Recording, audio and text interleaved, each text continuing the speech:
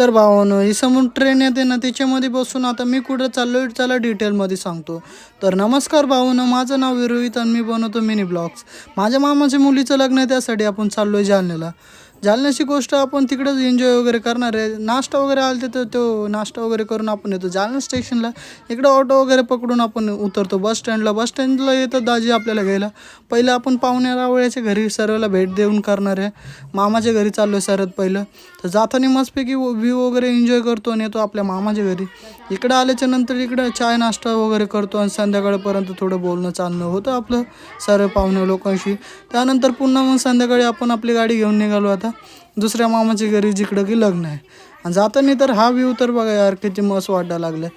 आणि मामाचं घर थोडंसं लांब आहे तर जाता जाता आम्हाला रात्र होऊन जाते. रात्रीचं सीन बघा भावनो कसे होतं. तर घरी येता येता आम्हाला रात्र होती. घरी आल्याच्या नंतर सर्वात पहिलं मी जेवण वगैरे करतो आणि जेवण वगैरे केल्याच्या नंतर मी डायरेक्ट झोपायला घेतो.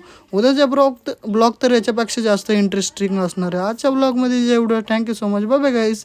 Love you ऑल्स.